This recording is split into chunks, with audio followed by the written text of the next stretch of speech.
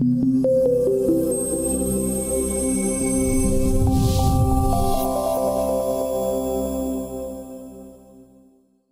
cette vidéo, nous allons voir comment créer les accessoires 3D et les ajouter à vos créations. Ces accessoires visuels améliorent votre présentation et créent une vue réaliste du résultat final. Nous expliquons également comment appliquer et créer des quincailleries monopanneaux. Il s'agit des éléments de connexion à associer aux objets 3D, comme par exemple les avant-trous pour vos poignées que nous voulons inclure dans la fabrication et la sortie CNC. Les accessoires 3D sont des fichiers DXF qui peuvent être téléchargés sur les sites web des fabricants ou modélisés dans un programme de CAO. Une autre possibilité est de les créer directement dans Polyboard. Voyons comment créer une poignée en utilisant Polyboard pour concevoir un accessoire 3D. Nous commençons un caisson en utilisant la méthode de fabrication Z/3D accessoire, qui est fournie avec nos bibliothèques QuickDesign. En cliquant sur OK, Polyboard crée un caisson sans ajout de panneau. Nous travaillons à l'intérieur du volume du caisson. Nous entrons la taille de notre poignée, prenons une hauteur de 200 mm, une largeur de 20 mm et une profondeur de 50 mm. Ajoutons un panneau pour commencer à modeler notre poignée 3D. Ajoutez un double fond avec une distance du fond de 0. Faites de même en ajoutant un deuxième double fond. Nous avons maintenant deux panneaux l'un sur l'autre. Activez la vue 3D et créez une vue partagée en sélectionnant un nouveau groupe d'onglets vertical.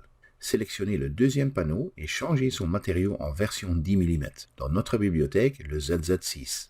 Sélectionnez le premier panneau et effectuez une découpe en surface en utilisant la valeur du jeu.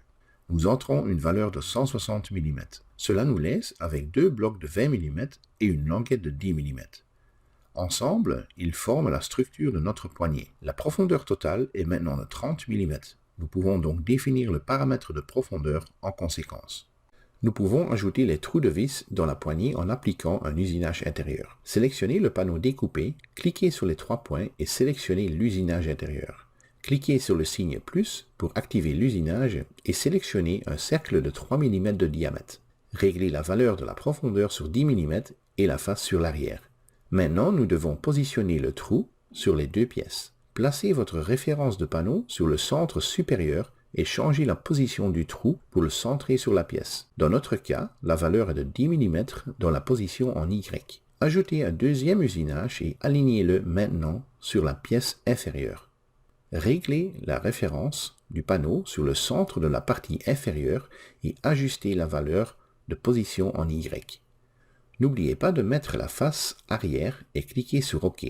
Dans la vue 3D, vous pouvez maintenant voir la poignée formée avec des trous. Ces trous ne représentent pas un usinage, mais seulement un visuel. Les détails de perçage seront ajoutés dans une étape ultérieure.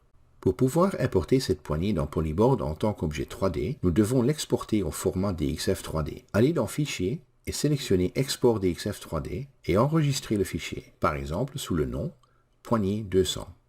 Allez dans le menu Bibliothèque et sélectionnez les accessoires 3D. Les visuels 3D sont stockés dans la bibliothèque des accessoires 3D. Nous avons ici une sélection prête à être utilisée. Cliquez sur le signe plus et sélectionnez votre fichier.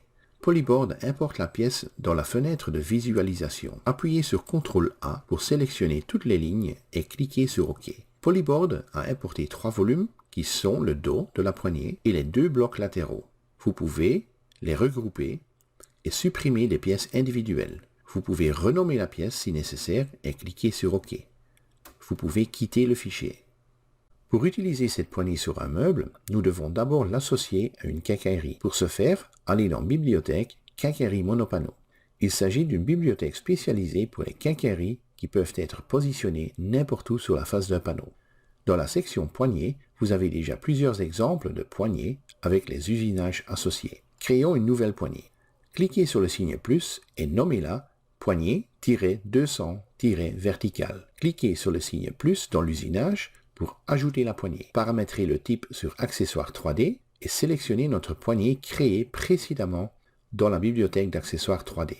Elle sera positionnée en fonction de la façon dont elle a été créée à l'origine. Cette position peut être définie en utilisant l'axe de référence en combinaison avec le paramètre d'orientation. Dans notre cas, nous devons utiliser l'axe Y+, pour positionner notre poignée verticalement. Nous pouvons ajouter une couleur et une valeur de brillance. Une texture spécifique est également possible. Nous pouvons maintenant ajouter nos usinages de quincaillerie pour les trous à percer dans le panneau lors de l'application de cette poignée. Cliquez à nouveau sur le signe plus et définissez le type comme perçage. Appliquez un diamètre de 3 mm et confirmez qu'il doit s'agir d'un trou débouchant. Notre poignée a une distance de point central de 180 mm et comme une quincaillerie est créée sur son axe, cela signifie que nous devons positionner les trous sur plus et moins 90 mm dans la position en Y. Positionnez le premier trou sur 90 mm en position Y. Sélectionnez l'usinage et dupliquez-le.